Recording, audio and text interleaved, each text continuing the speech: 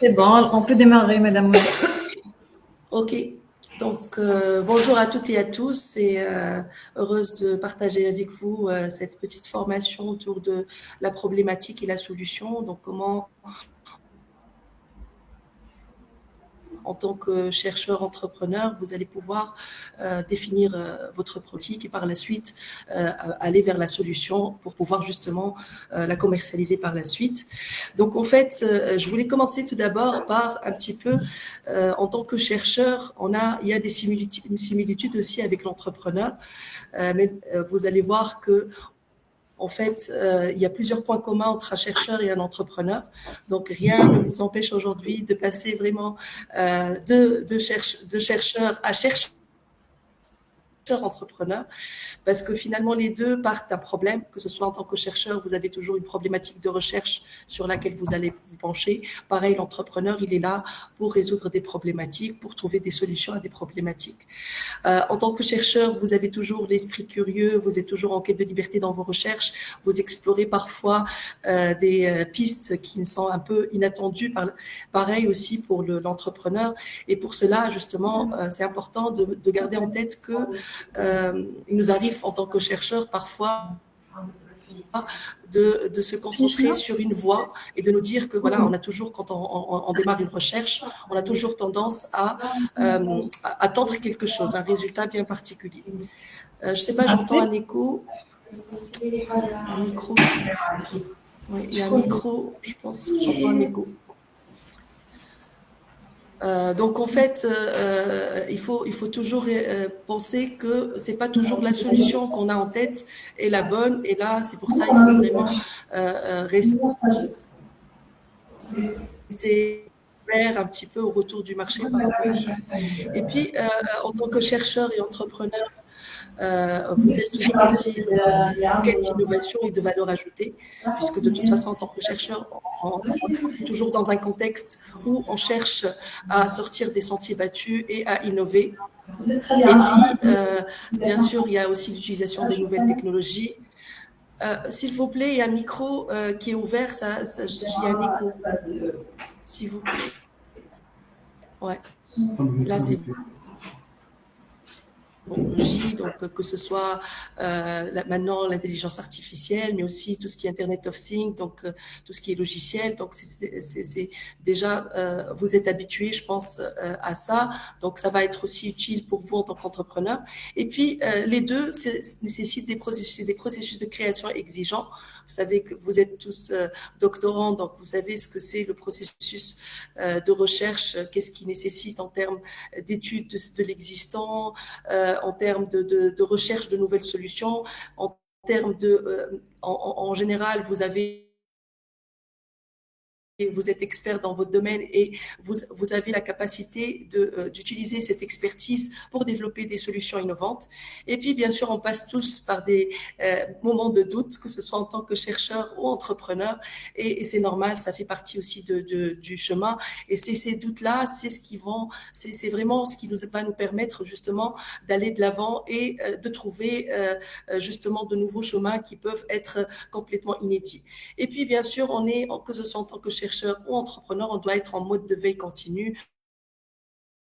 On doit toujours être à l'affût de ce qui a été fait. Et d'ailleurs, là, je vous invite, en tant que chercheur, futur entrepreneur, à consulter la base de données des brevets, parce que les brevets sont de libre consultation et c'est très intéressant de voir qu'est-ce qui a été fait. Parfois, ça peut vous donner beaucoup d'idées et ça peut vous aider aussi à peut-être choisir un chemin par rapport à un autre. Donc maintenant, je passe à la partie définition de la problématique. Comment, en tant que chercheur, futur entrepreneur, comment vous allez pouvoir réfléchir en termes de problématiques qui va pouvoir donner naissance à un nouveau produit ou à un nouveau service. Donc en fait, en général, on va commencer à étudier quelles sont les opportunités de votre recherche. Vous avez de l'expertise et cette expertise-là, comment vous allez pouvoir l'exploiter pour développer un projet innovant. Donc la première des choses, bien sûr, la question que vous allez vous poser comment ma recherche ou mon domaine d'expertise en recherche pourrait améliorer des processus existants ou carrément en créer de nouveaux. Donc, comment je pourrais éventuellement utiliser cette expertise-là pour répondre à un besoin ou à un problème donné. Et puis aussi, la deuxième étape, c'est vraiment en termes d'efficacité. Nous, en tant que chercheurs, on a beaucoup en fait, on a beaucoup d'expertise, beaucoup de chemins qui peuvent nous aider à améliorer l'existant ou à innover. Mais par contre, bien sûr, quand on va vers une démarche d'entrepreneuriat, il faut toujours réfléchir en termes d'optimisation de ressources et de réduction des coûts. Parce que souvent, ou parfois, en tant que chercheur, on ne regarde pas trop le coût, que ce soit du matériel, que ce soit parfois quand on est dans le domaine de la biotech ou autre, ou des sciences de l'environnement ou de la médecine, on ne réfléchit pas trop au coût de la matière première. Là, quand on réfléchit en termes de recherche, d'entrepreneuriat, il faut aussi prendre en considération cela dans le choix des solutions. Et puis aussi l'impact environnemental et social. Et là, c'est important aujourd'hui au niveau du contexte, en fait, que ce soit climatique ou autre. On a plusieurs donc challenges et c'est important aussi de réfléchir comment mon travail de recherche, en le valorisant, comment je pourrais contribuer à améliorer la qualité de vie des individus, à créer un impact environnemental ou social. Bien sûr, en plus de l'impact économique. Ensuite, bien sûr, je dois réfléchir aux parties prenantes et aux bénéficiaires, c'est-à-dire en tant que chercheur, quels sont les bénéficiaires de ma recherche, de mon expertise que je pourrais, qui peuvent être des partenaires ou carrément des clients, donc ou avec qui je peux co-développer. Aujourd'hui, on parle de Living Lab, qui est une nouvelle méthodologie qui se base sur la co-construction. On ne va pas faire travailler sur notre solution dans notre labo tout seul, mais on va travailler dans un contexte où on va travailler avec des industriels, avec les communes qui pourraient être donc de mon innovation. Donc c'est important aujourd'hui de réfléchir à ces parties prenantes et de les impliquer vraiment très tôt dans le développement de votre solution, parce que finalement on va voir quand on va passer à la partie design thinking, on est vraiment dans un processus itératif où on va aller faire plusieurs va-et-vient, et plus on va impliquer ces parties prenantes tôt dans notre donc réflexion, plus notre recherche va être, ou notre solution va être vraiment adaptée aux besoins du marché. Donc, pour cela, c'est important aussi, quand on a identifié ces parties prenantes, de vérifier la véracité. Là, on est encore au stade problème. Donc, vérifier, même si le problème et la solution sont liés. On va passer tout le temps entre des va-et-vient entre notre problème et la solution proposée. Et donc là, vraiment, au niveau du cœur de cible, c'est-à-dire vraiment les bénéficiaires de mon produit, de mon service, de passer vraiment, faire des interviews, des séances, avec bien sûr un guide d'entretien avec lequel on va se baser pour valider le problème. Et là, je vous donne quelques exemples de questions qu'on peut utiliser. Pourquoi est-ce que c'est ce problème? Pourquoi c'est un problème pour vous? Quelles sont les causes? Quel est l'impact de ce problème sur la vie au quotidien, de cette cible-là, etc. On va voir plus ça en détail dans la phase empathie du design thinking. Mais en tout cas, il faut vraiment mettre la cible au corps de votre processus pour être sûr de ne pas aller à côté. Souvent, l'erreur qui est faite, c'est que on est en train de travailler sur notre solution au laboratoire. C'est une solution technologique, il y a beaucoup de développement, il y a beaucoup d'expertise, etc.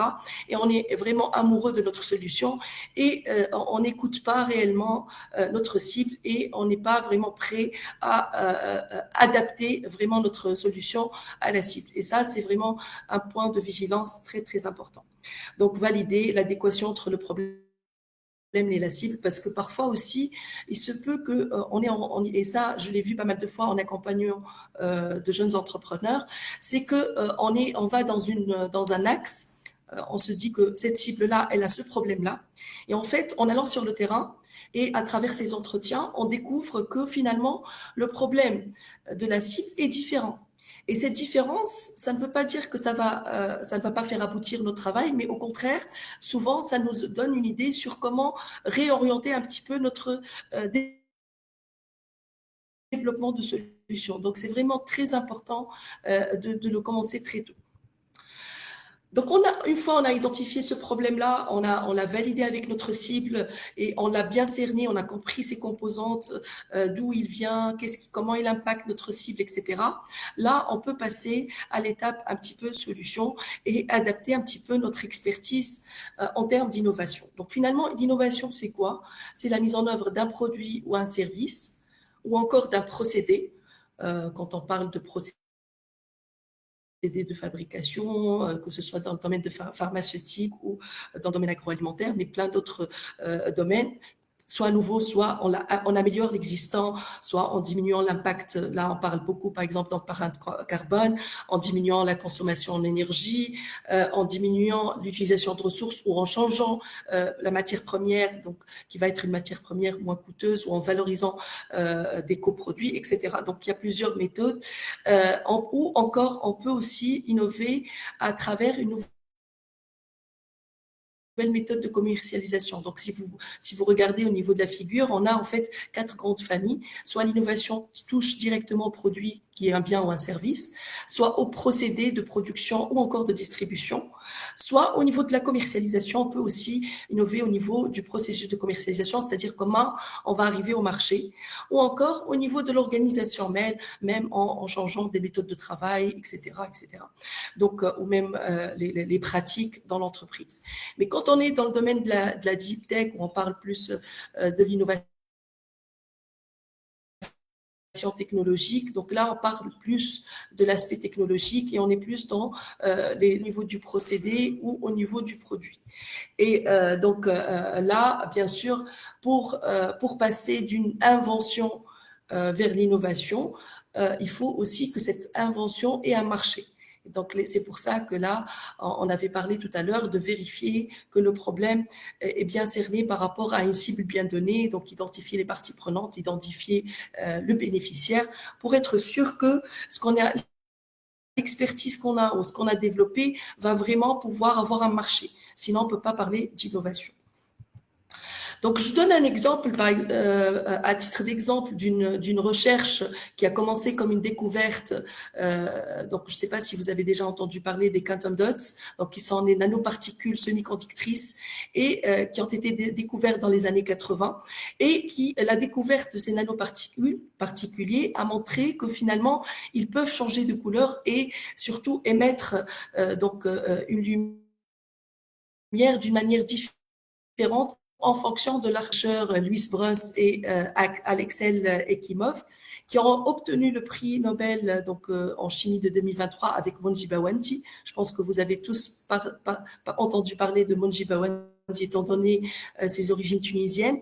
Et justement, de la découverte, ils sont passés à l'invention à travers notamment les travaux de Monsieur Bawanji qui a montré, qui a trouvé de nouveaux moyens pour justement fabriquer ces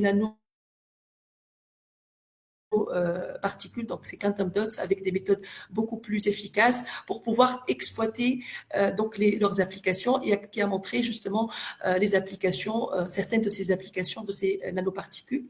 Et après, on est passé à l'innovation à travers donc l'exploitation commerciale de ces quantum dots dans plusieurs domaines, notamment dans tout ce qui est nouveaux téléviseurs qui utilisent aussi la lumière LED, mais aussi même dans la médecine, puisque ces quantum dots maintenant sont utilisés même pour aider les chirurgiens lorsque, par exemple, ils retirent des tissus tumoraux dans un organe malade.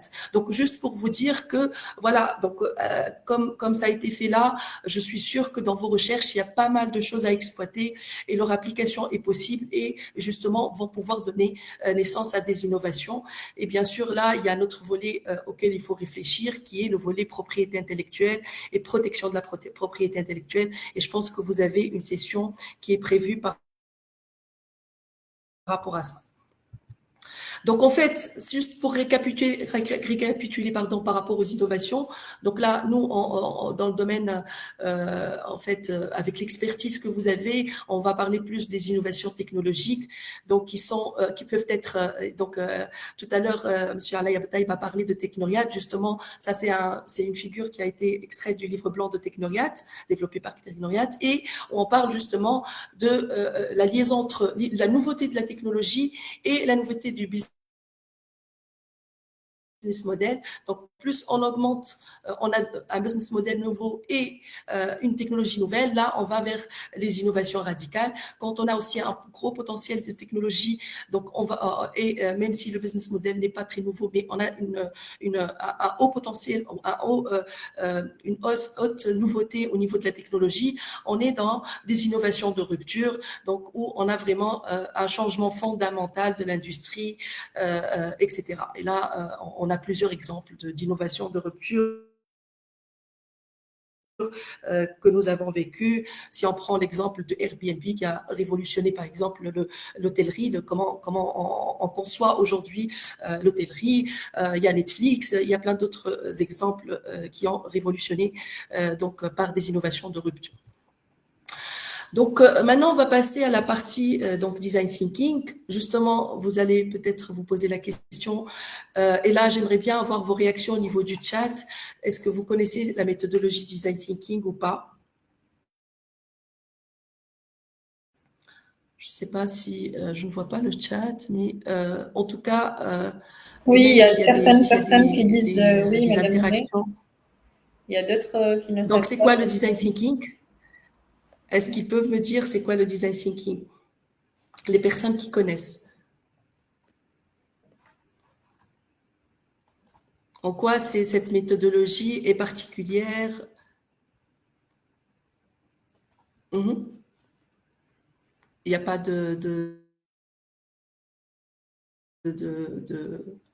On entend les il n'y a pas de réactions. réponse au niveau du Non, chat? pour l'instant, Bon, non.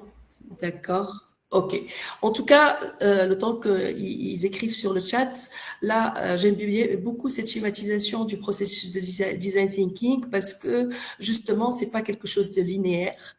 C'est vraiment des va-et-vient d'une manière en fonction du besoin. Il y a pas, donc c'est une méthode, c'est vrai, qui a ses principes, mais en même temps, c'est une méthode où il y a beaucoup de liberté, beaucoup de créativité. Ça vous donne en fait, la liberté de faire des va-et-vient entre les différentes phases de ce processus, donc qui commence de l'empathie. Ensuite, la définition, je reviendrai bien sûr sur chaque principe. Donc, de l'empathie, c'est-à-dire c'est se mettre à la place de l'utilisateur ou de la cible, jusqu'à la définition donc vraiment du problème. Donc, avec toutes ces détails, avec vraiment, plus on va au détail du problème, mieux on va pouvoir le définir et mieux on va pouvoir, par la suite, dans la phase d'idéation qui vient d'après, vraiment aller vers des solutions qui répondent exactement à ce problème-là. Et puis, en passant par la suite par l'étape de prototypage et puis le test et l'implémentation. Donc, c'est vraiment des va-et-vient. On peut faire 3 étapes et on revient en arrière, etc. Et c'est pour ça que je vous dis, c'est important de ne pas rester fermé dans son laboratoire et d'aller vraiment vers l'écosystème, d'aller vraiment vers la cible, de voir vraiment si on est sur le bon chemin, sinon on peut toujours rebrousser chemin et recommencer. Donc, le design thinking, c'est une discipline qui utilise la sensibilité, les outils et les méthodes des designers. Donc, ça a été préalablement au début développé pour ceux qui font le design et qui a été adopté par la suite pour l'innovation et l'entrepreneuriat. Et donc, ça permet à des équipes multidisciplinaires, et là, je souligne sur l'équipe multidisciplinaire, d'innover en mettant en correspondance les attentes des utilisateurs, la faisabilité et la viabilité économique. Donc, en fait, pourquoi j'insiste sur équipe multidisciplinaire? Parce que vraiment, plus on va être en équipe, Et je sais que, bon, c'est vrai qu'on conduit une thèse avec éventuellement un encadrant, peut-être on collabore un petit peu avec d'autres chercheurs au laboratoire, mais en général, on est plus un peu, sauf certaines thèses qui sont vraiment entre plusieurs disciplines et où il y a, c'est un travail collaboratif entre plusieurs laboratoires, la tendance, c'est que on conduit sa thèse un peu seul. Et ça, pour passer vraiment à l'aspect entrepreneuriat, pour vraiment transformer sa recherche en entrepreneuriat, il ne faut pas hésiter à s'entourer de personnes, à former une équipe avec des personnes qui vont vous compléter, avec des expertises complémentaires pour pouvoir vraiment créer une solution qui va avoir un marché.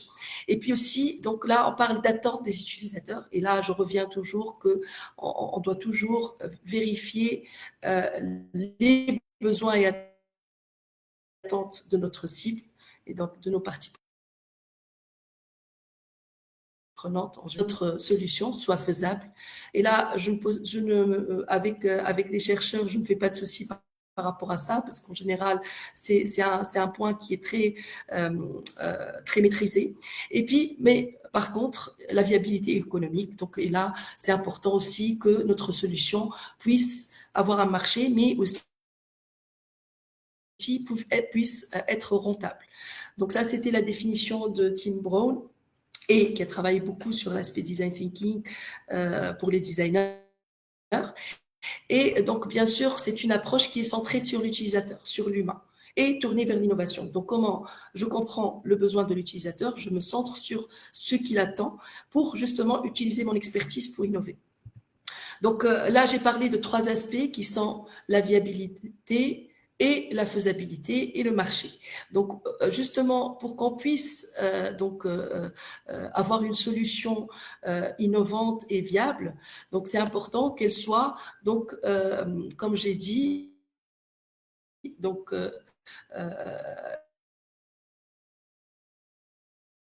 elle doit être viable, donc elle besoin du consommateur, mais aussi elle doit être faisable d'un point de vue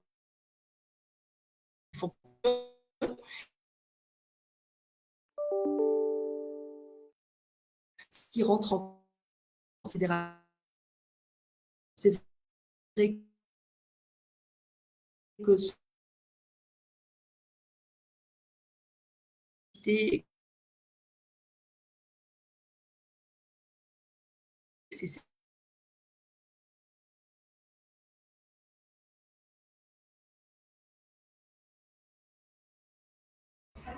Madame Monet, ça a coupé en fait. Je ne sais pas si vous arrivez à nous entendre.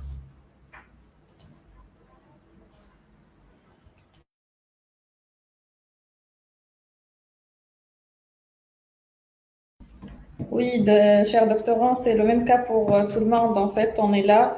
Juste, Madame Monet, elle a eu un problème de connexion, donc on va voir avec elle tout de suite.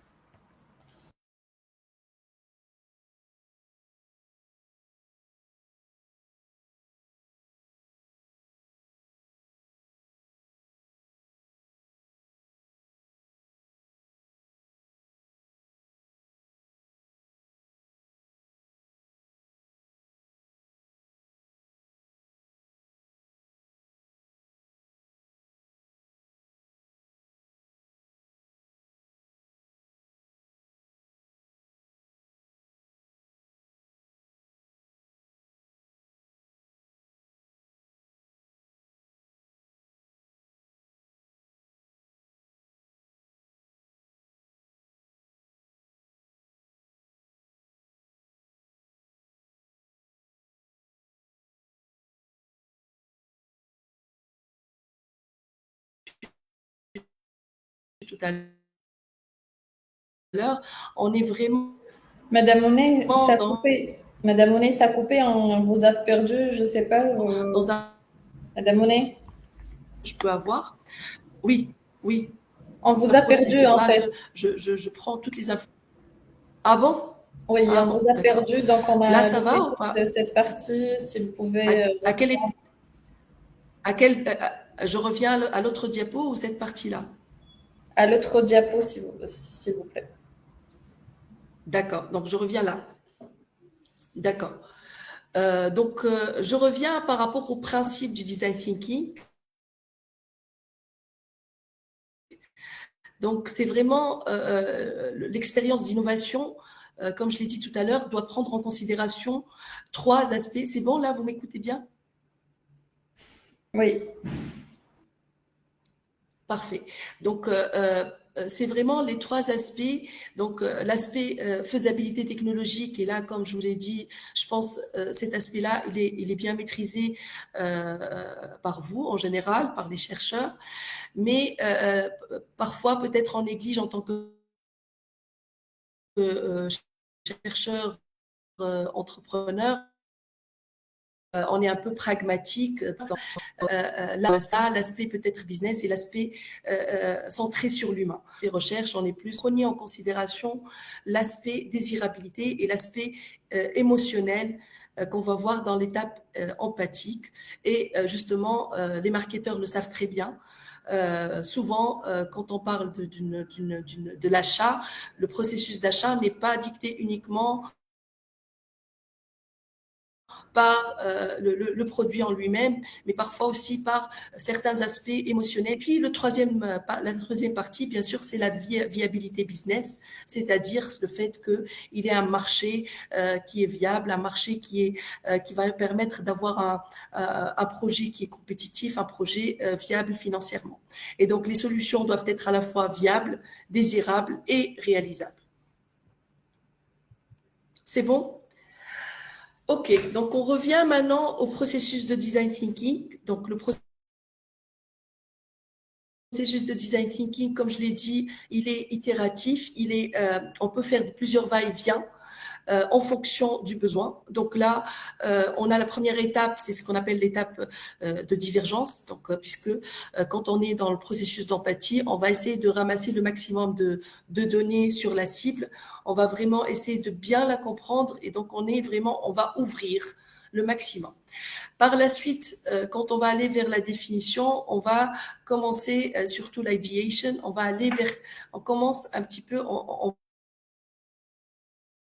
va ouvrir encore, puisqu'on va essayer de trouver le maximum de solutions, donc ouvrir le maximum sans faire de censure. Et donc, c'est vraiment une étape où on va essayer de trouver le maximum de solutions pour résoudre le problème. Et par la suite, bien sûr, on va passer à l'étape de convergence, c'est-à-dire on va essayer de classer ces solutions en fonction, bien sûr, de la faisabilité, de notre expertise, etc., etc. Et on va pouvoir aller vers l'étape de prototypage, puis test, puis développement. Je vais revenir maintenant à ces étapes, donc une à une. Donc l'étape d'empathie, c'est vraiment, peut-être c'est une étape où on n'est pas très habitué à le faire en tant que chercheur, mais c'est une étape très importante si on veut passer vers de chercheur à entrepreneur, parce que il faut qu'on comprenne réellement les besoins, les émotions de notre cible, qu'est-ce qui la motive, qu'est-ce qui pourrait changer sa vie positivement ou l'impacter positivement, quelles sont aussi les perspectives des utilisateurs ou des personnes pour lesquels vous concevez votre produit, votre service. Donc, c'est vraiment une étape où on va carrément se rapprocher un maximum de notre cible par la pensée, par l'écoute active, par le questionnement, pour vraiment comprendre un maximum qu'est-ce qui la motive et quel est vraiment son besoin, en fait, pour que la solution par la suite soit adaptée à ce besoin-là. Et pour cela, on a plusieurs outils. Donc, bien sûr, il y a l'observation et l'immersion en contexte utilisateur.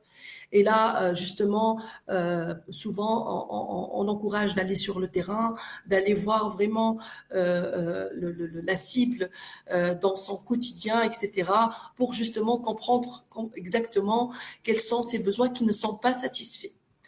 Et puis aussi, il y a les interviews. Et là, bien sûr, quand on va faire des interviews avec notre cœur de cible ou les utilisateurs potentiels de notre solution, c'est important d'aller avec un guide d'entretien, avec des questions bien réfléchies, aussi de savoir de l'information qu'on cherche à avoir, mais en tout cas, il faut beaucoup utiliser aussi les questions ouvertes pour récolter le maximum d'informations.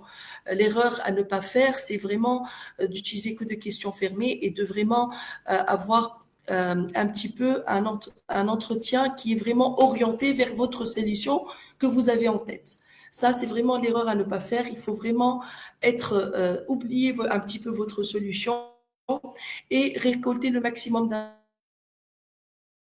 d'informations parce qu'il se peut que ces informations-là vont vous amener à réfléchir à une autre solution ou à un autre feature, une autre fonctionnalité dans votre solution.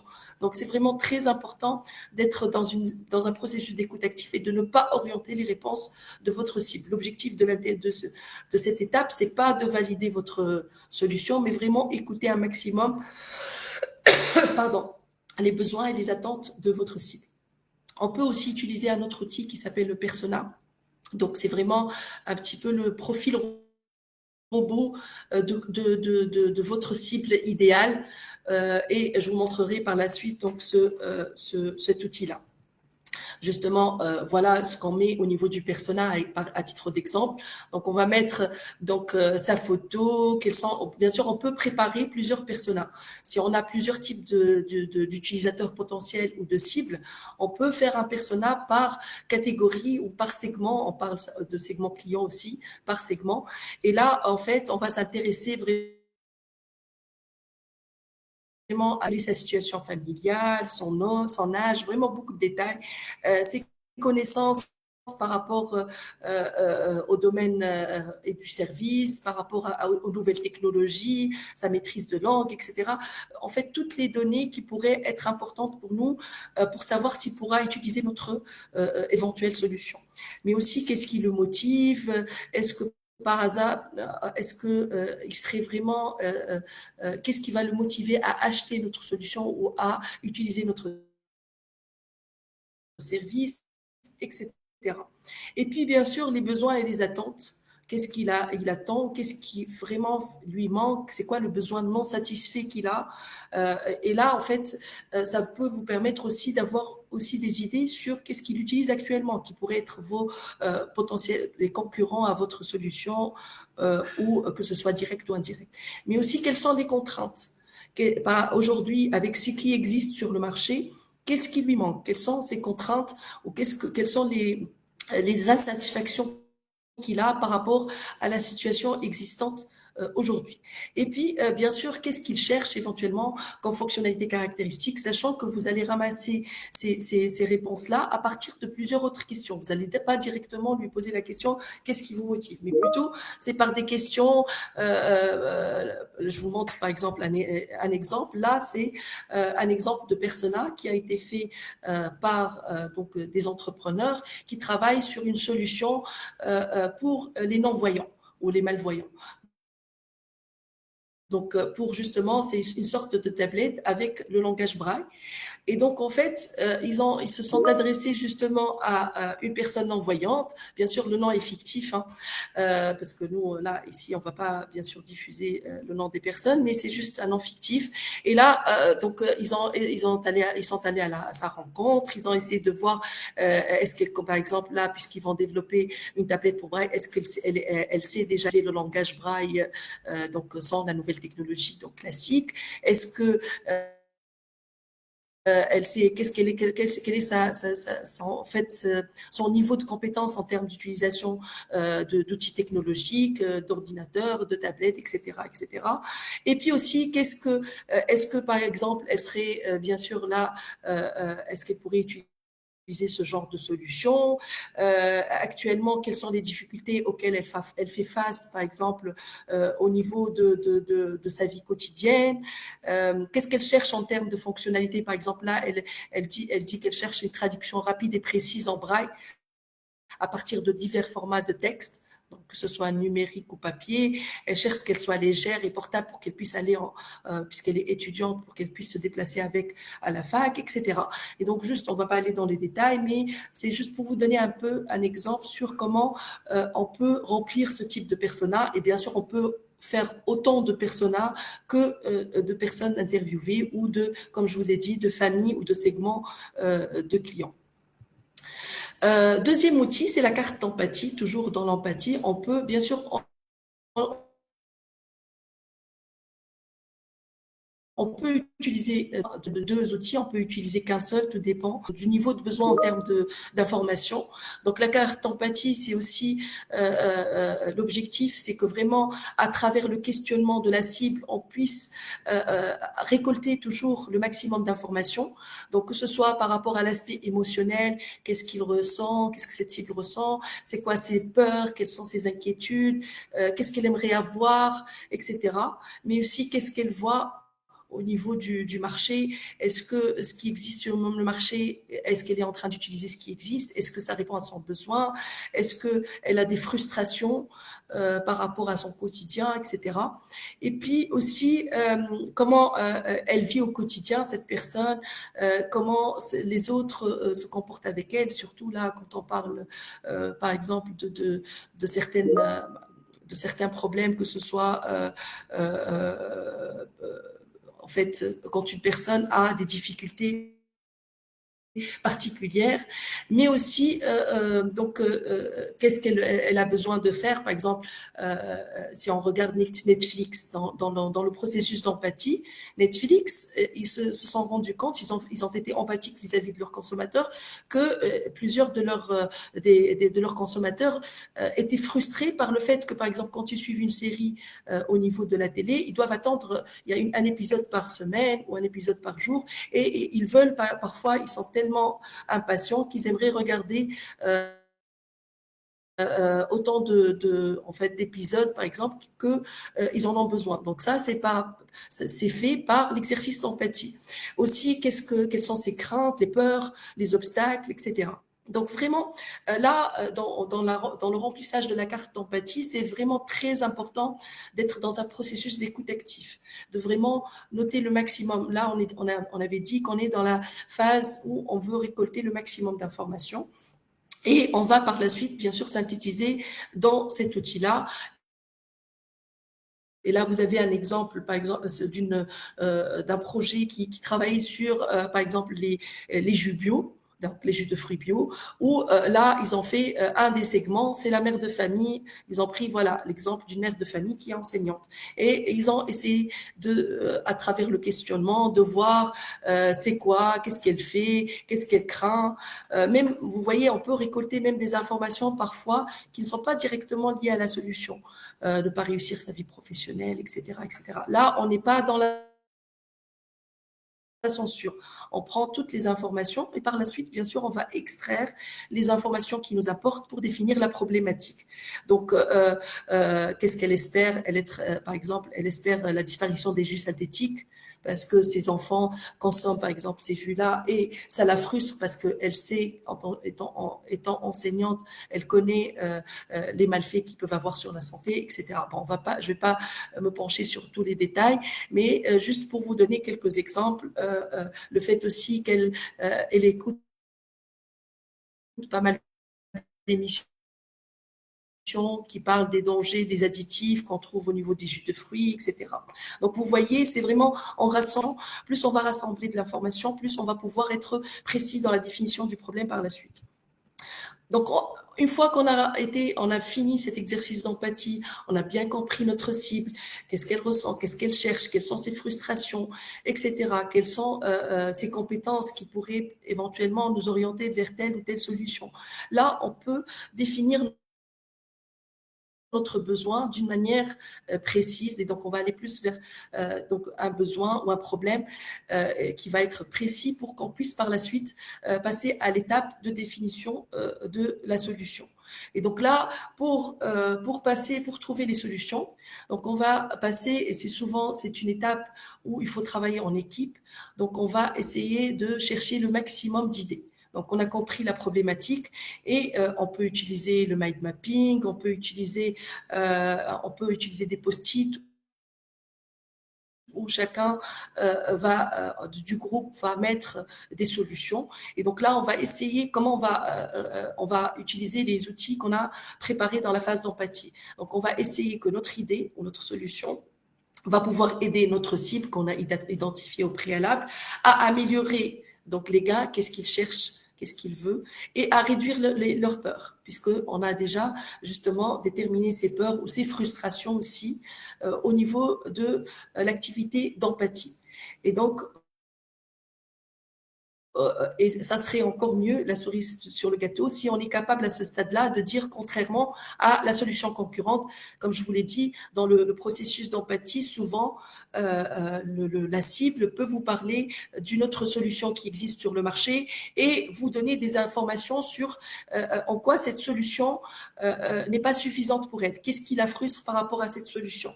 Et qu'est-ce qui pourrait être bien aussi? C'est bien aussi de savoir les solutions existantes, quels sont les points forts de ces solutions et qu'est-ce qui manque.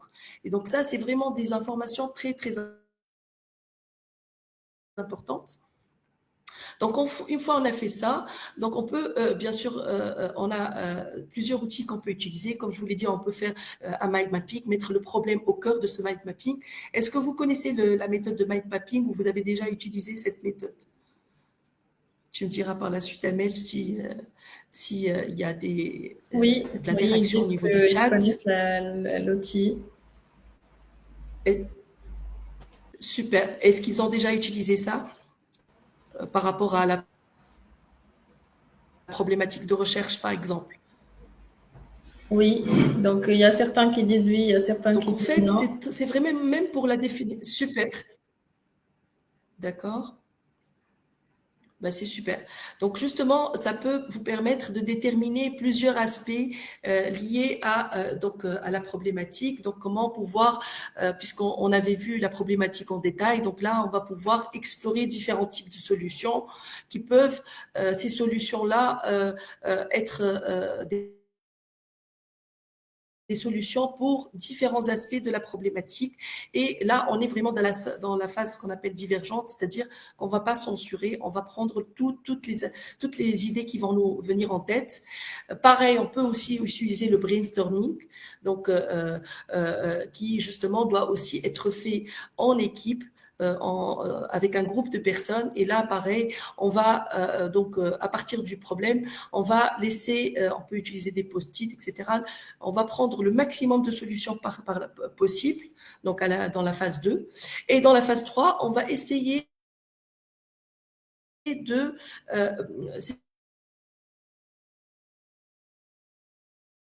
ces solutions-là du type. Ça peut être une solution par rapport, comme je vous l'ai dit, le problème, on peut le résoudre de différentes manières. Donc là, on peut trouver plusieurs familles de solutions.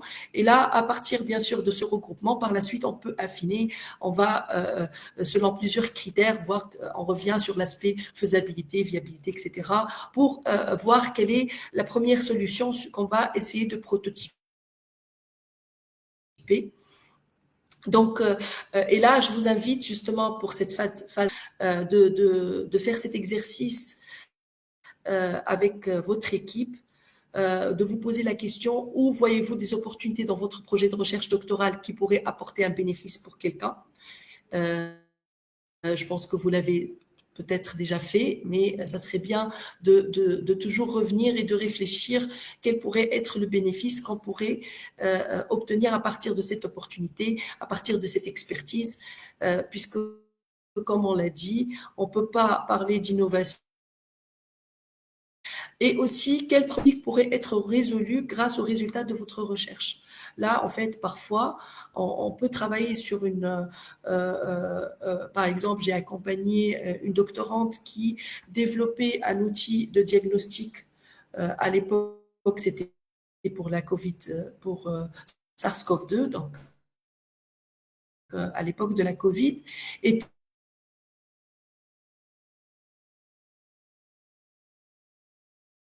puis, euh, euh,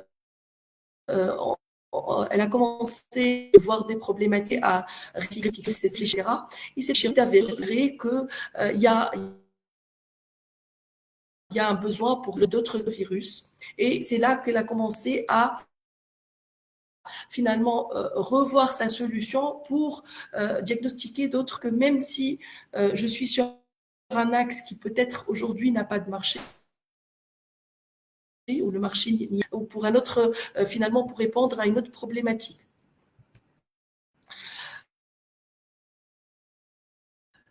Une fois, c'est bon, j'ai choisi ma solution.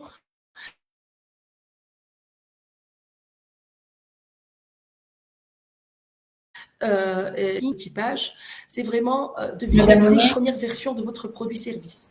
Même si, Madame Monet, oui, oui, ça a oui, coupé Emel, en fait. oui. Ça a coupé. Est-ce que vous Vous pouvez voulez que je répéter juste la switch? dernière partie pour cette slide au moins? Ok. L'étape 3, la dernière partie de l'étape 3, c'est ça? Oui, Cette slide-là?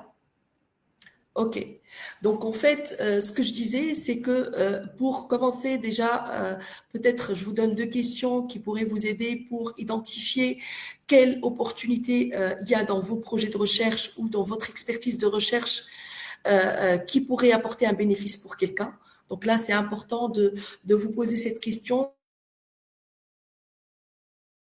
Comment je pourrais exploiter mon expertise de recherche pour apporter un bénéfice ou pour ça peut être un besoin, euh, résoudre un problème ou autre. Et puis la deuxième de votre recherche. Et là, en fait, c'est important de vous dire, parce qu'on a parlé tout à l'heure des trois éléments qu'on doit trouver dans l'innovation. Et parmi ces trois éléments, bien sûr, on a parlé de la faisabilité, etc. Mais on a parlé de la désir. Je prends une équipe de doctorants qui travaillait sur un outil de diagnostic pour la COVID-19, par exemple. Et le temps que, bien sûr, ils avancent, la Covid c'est fini, la Covid, on n'avait plus ce besoin d'outils de diagnostic pour la Covid. Eh ben, ils ont fait elles ont fait un pivot. Elles sont revenues sur le marché pour essayer de voir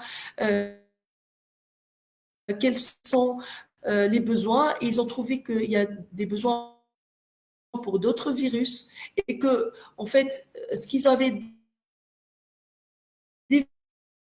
développé déjà pouvait être réadapté pour répondre à ceux, pour diagnostiquer ces virus-là. Donc, c'est important que,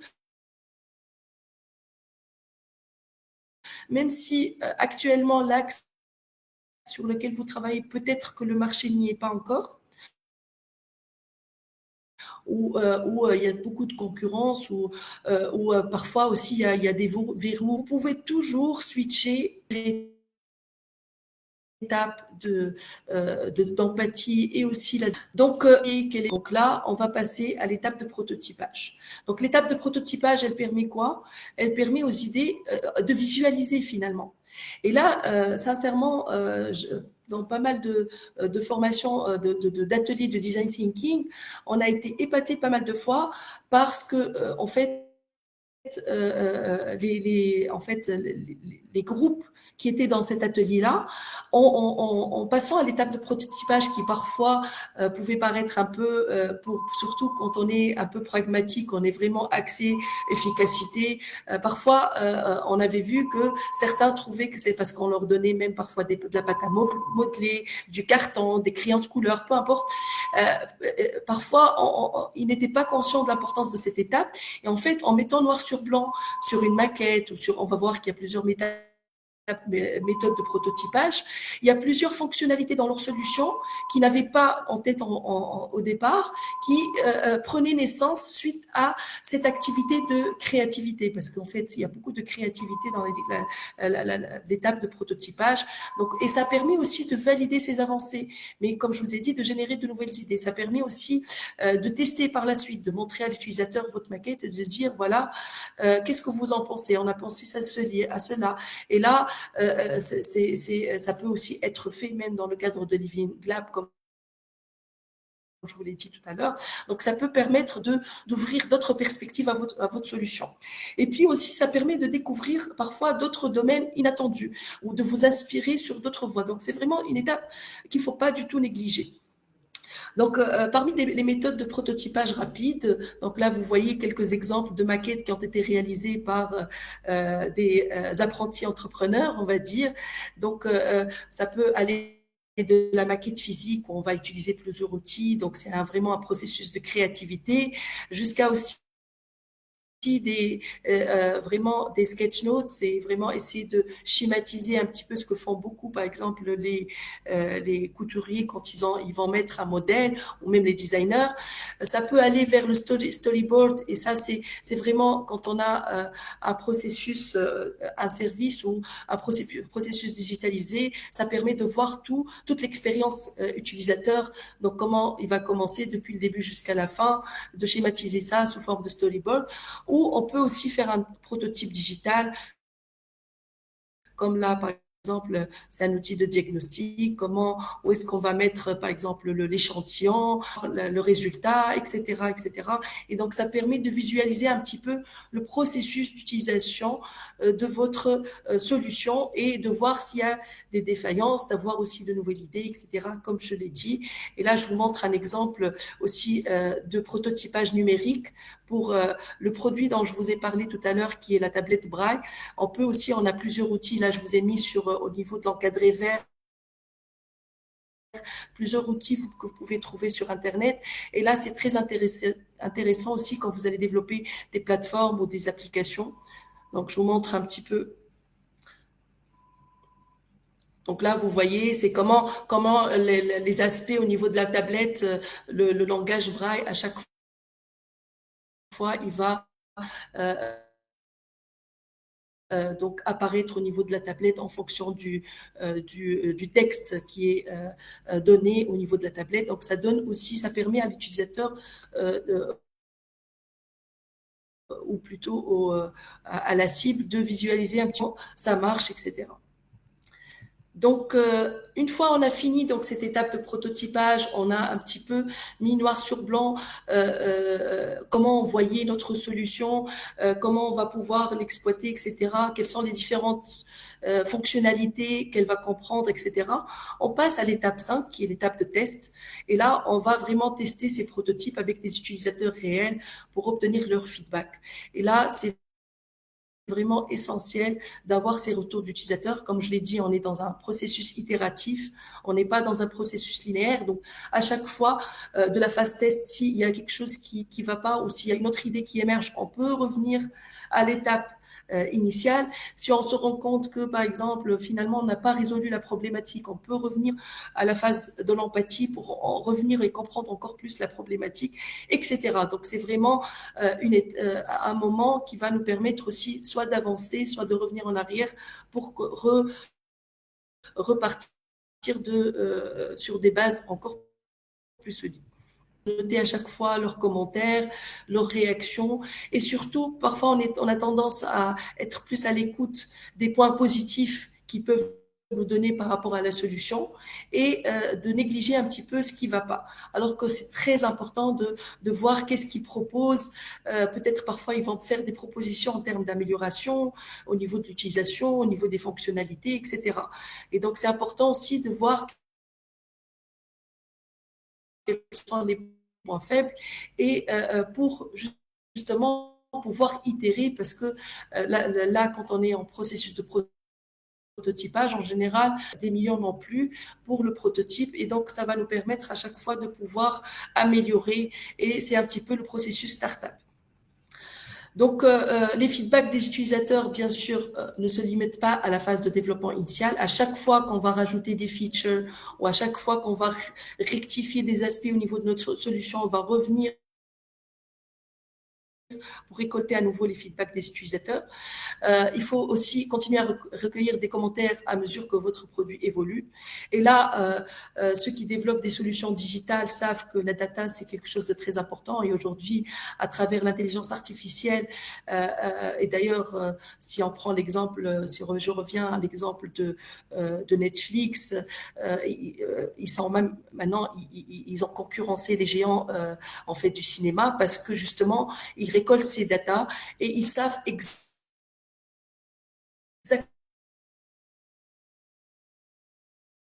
exactement quelle émotion qu'il veut ressentir. Et ça, c'est vraiment puissant et effrayant. Mais l'utilisateur, qu'est-ce que donc, c'est vrai que finalement, vraiment, les dates pour ça, c'est très important. La collecteur cherche à voir et rester aligné aux besoins, sachant que, comme vous le savez tous, le besoin, il évolue, il n'est pas statique. On peut aujourd'hui avoir une solution qui répond parfaitement à un besoin, mais entre-temps, le besoin qui justement avait à un certain moment la possibilité d'acheter des soins évolue. Et là, la plupart, je pense, connaissent sur le marché, etc. C'est un best-seller, etc. Qu'est-ce que je vais faire avec Samsung? Et il a aussi négligé l'aspect de smartphone qui était en train d'être développé et vous savez ce qui s'est passé par la suite. Donc vraiment, c'est très important de continuer à avoir cette veille-là, que ce soit une veille par rapport aux besoins, une veille technologique, une veille réglementaire, une veille concurrentielle. Donc tout ça, c'est très important pour continuer à améliorer votre solution et toujours l'amener vers de nouveaux horizons. Donc l'itération, l'implémentation, c'est bien sûr, comme je vous l'ai dit, ces retours d'utilisateurs vont être utilisés à chaque fois pour affiner votre prototype, pour améliorer votre solution, pour rectifier en fonction du besoin et des problèmes identifiés. Et donc finalement, c'est pour ça qu'on parle de processus itératif, parce que chaque itération va nous permettre de nous rapprocher de la solution optimale.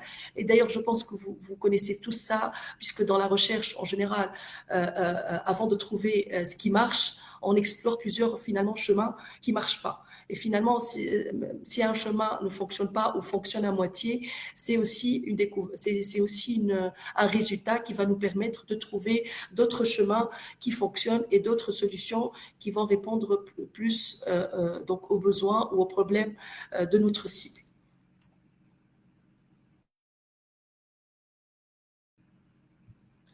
Donc, pour finalement récapituler, donc on a fait les tests pour valider un petit peu l'adéquation entre l'hypothèse et le concept.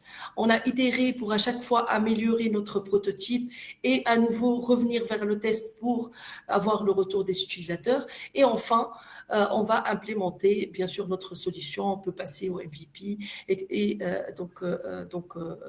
on commence par le MVP et après bien sûr jusqu'à notre solution qui va être un peu. Et d'ailleurs, on n'arrive jamais à une solution finale parce que toujours notre solution est en changement et en amélioration continue. Donc finalement, là, on a un petit peu fait le tour de tout ce processus de design thinking et on a vu que chaque itération nous rapproche de notre solution. Oui. Ça a coupé à nouveau? Non, ça n'a pas coupé, mais juste si on peut accélérer un petit peu pour prendre après les questions rapidement avant la pause déj pour leur laisser le temps de se reposer, s'il vous plaît.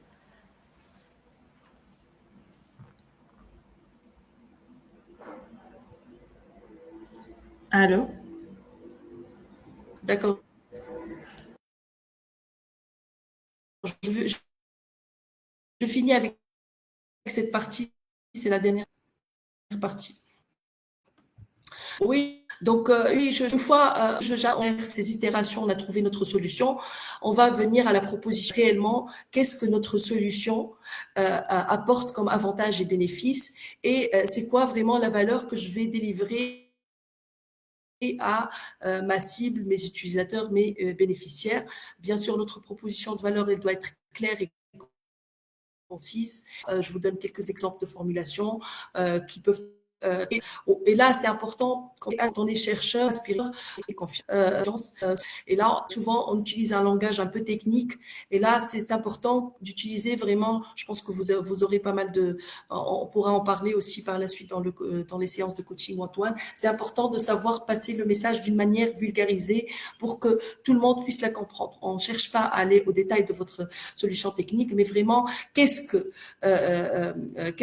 vous allez apporter à votre cible comme bénéfice et à travers quelle solution aussi toujours en termes simples et compréhensibles par tout le monde. Donc, on peut utiliser parmi les outils pour bien nous aider à formuler notre proposition de valeur. C'est la proposition de valeur Canva. Je ne vais pas aller dans les détails puisque le temps nous presse, mais vous avez deux parties. La partie, c'est vraiment la cible. C'est qui est les ce qu'on appelle dans le langage startup early adopter, c'est vraiment les premières personnes qui vont adopter votre solution, essayer de voir quelles sont. Et là, vous allez pouvoir récupérer ces informations à partir de l'exercice d'empathie, donc les bénéfices, les aspirations, les problèmes. Et puis à gauche, c'est la partie solution. Comment mon offre, qu'est-ce qu'elle va apporter, c'est quoi les solutions, c'est quoi les bénéfices, quels sont les produits, quel est le produit ou le service que je vais développer, etc. Donc, bon, je vais passer sur mais je sais pas, vous allez cibler tel bénéfice avec tel produit ou telle solution. Donc, pour conclure, qu'est-ce qu'on retient de ce qu'on a vu jusque-là? Donc, vous avez plusieurs outils. Je vous ai montré quelques-uns, mais il y en a plein d'autres qui peuvent vous aider dans les différentes étapes, que ce soit de définition de votre problème ou de votre solution, que ce soit dans l'exercice d'empathie, dans la proposition dans la proposition de valeur, etc.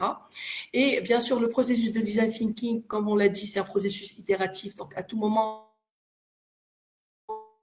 vous pouvez revenir aux différentes étapes de ce processus-là pour revoir certains aspects ou pour introduire de nouveaux éléments que vous avez obtenus à travers le feedback des utilisateurs. Et bien sûr, la proposition de valeur qui va permettre de valider votre cible, de valider son besoin ou son problème ou ce qu'il cherche, et aussi d'imaginer comment y répondre en termes de prestations d'offres et finalement finir avec votre proposition de valeur qui va justement le pousser à aller vers l'adoption de votre solution. Et je finis par un point qui vraiment me tient énormément à cœur en termes d'innovation sociale et durable, et on doit vraiment réfléchir au fait que notre recherche pourrait contribuer à apporter de l'innovation sociale à travers, bien sûr, je suis sûre, dans tous vos travaux de recherche, vous êtes capable de cibler un ou plusieurs de ces objectifs de développement durable, donc, et d'avoir un impact positif sur la société. Donc, n'hésitez pas à réfléchir aussi en termes d'objectifs de développement durable. Qu'est-ce que ma recherche ou ma solution pourrait contribuer en termes d'impact social et environnemental? Et aussi dans cet exercice-là, le Living Lab dont je vous ai parlé tout à l'heure, c'est vraiment une approche à l'innovation dans laquelle on utilise l'utilisateur non plus comme pour tester notre solution, mais dans la co-construction finalement de solutions. Et ça permet justement d'introduire cet aspect social, cet aspect et vraiment d'être dans un processus de co-construction avec tous les acteurs. Donc, ça peut être les industriels, la cible qui peuvent être je ne sais pas, soit des malades si on est dans la health tech, soit des agriculteurs si on est dans l'agritech, etc. Et puis aussi, pourquoi pas aussi d'autres acteurs clés au niveau de l'écosystème. Voilà, donc merci pour votre écoute. Donc, bien sûr, si je vous souhaite beaucoup de valorisation de recherche et vos projets entrepreneuriaux. Et bien sûr, si vous avez des questions, je suis là pour y répondre. Merci, Madame Monet, pour cette présentation. Donc, on va prendre une seule question. La question de Emna Ranouchi. Donc, elle dit, j'ai une question. Est-ce que vous pouvez expliquer encore plus la valeur ajoutée rapidement, Pain and Gain Map, que vous avez abordé tout à l'heure? Juste, s'il vous plaît, Madame Monet, si vous pouvez arrêter le partage parce que c'est en live, donc on voit le...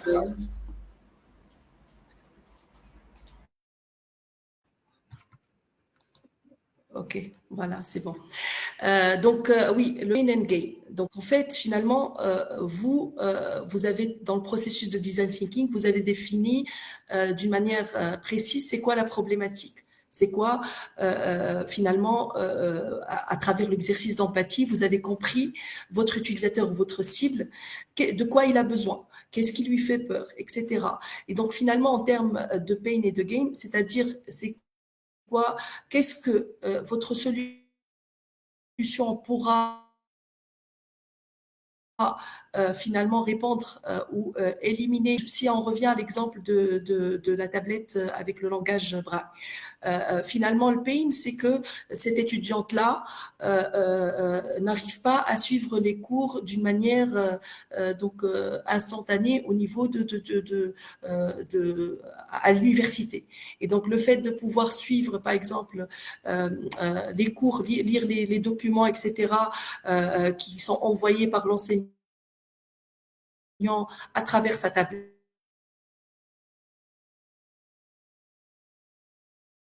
ce qu'elle va gagner, ça va lui permettre, ça va pas se faire vraiment pouvoir suivre comme tous ces cas, sentir exclus. Donc finalement, ça, dans le camarade, par exemple, ce processus. Est-ce que j'ai répondu à votre question? Emna, si vous pouvez nous confirmer si vous avez bien compris la réponse de Madame Mounet. Ok, oui, merci beaucoup, elle vous a dit. Merci beaucoup une autre fois, Madame Mounet, pour votre disponibilité. Super. Merci beaucoup. Vous allez rencontrer Madame Mounet cet après-midi pour les sessions sessions individuelles avec les groupes. Donc, on va vous expliquer après le principe. Et je vous laisse pour la pause petit-déj. Nous, on revient à 13h30 normalement, on démarre, mais s'il vous plaît, essayez d'être à l'heure avant pour qu'on puisse démarrer à temps et ne pas déborder. Merci, à tout à l'heure. Merci beaucoup.